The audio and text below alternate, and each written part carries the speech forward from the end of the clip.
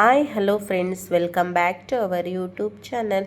ಇವತ್ತಿನ ದಿವಸ ನಾವು ತುಂಬ ಕಡಿಮೆ ಸಮಯದಲ್ಲಿ ಮಕ್ಕಳ ಲಂಚ್ ಬಾಕ್ಸ್ಗೆ ಸಿಂಪಲ್ಲಾಗಿ ಮಾಡ್ತಕ್ಕಂಥ ಕ್ಯಾಪ್ಸಿಕಮ್ ರೈಸ್ನ ಯಾವ ರೀತಿ ಮಾಡೋದು ಅಂತ ನೋಡ್ಕೊಂಬರೋಣ ಬನ್ನಿ. ಈ ಥರ ಒಮ್ಮೆ ಟ್ರೈ ಮಾಡಿ ನೋಡಿ, ತುಂಬ ಇಷ್ಟಪಟ್ಟು ತಿಂತಾರೆ.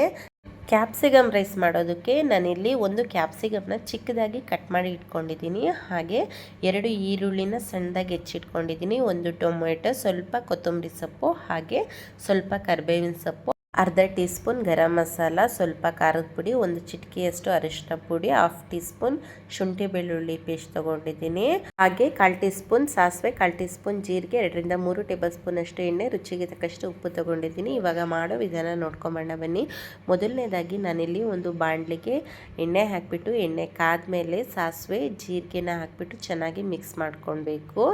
ಅದಾದಮೇಲೆ ಹೆಚ್ಚಿರ್ತಕ್ಕಂಥ ಈರುಳ್ಳಿನ ಹಾಕಿಬಿಟ್ಟು ಚೆನ್ನಾಗಿ ಹುರ್ಕೊಳ್ಳಿ, ಹಸಿ ವಾಸನೆ ಹೋಗೋವರೆಗೂ ಹುರ್ಕೊಬೇಕು. ಇವಾಗ ಅದಕ್ಕೆ ಕರಿಬೇವಿನ ಸೊಪ್ಪನ್ನ ಹಾಕಿಬಿಟ್ಟು ಚೆನ್ನಾಗಿ ಮಿಕ್ಸ್ ಮಾಡ್ಕೊಳ್ಳಿ.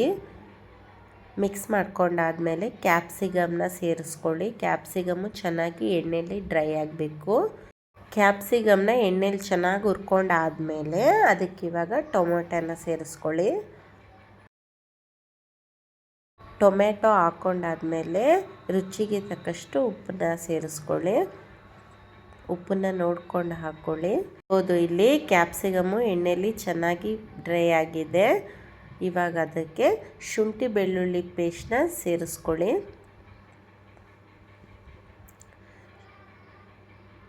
ಶುಂಠಿ ಬೆಳ್ಳುಳ್ಳಿ ಪೇಸ್ಟ್ನ ಸೇರಿಸ್ಕೊಂಡಾದ್ಮೇಲೆ ಅದನ್ನು ಕೂಡ ಸೇರಿಸ್ಕೊಂಡು ಚೆನ್ನಾಗಿ ಮಿಕ್ಸ್ ಮಾಡ್ಕೊಳ್ಳಿ.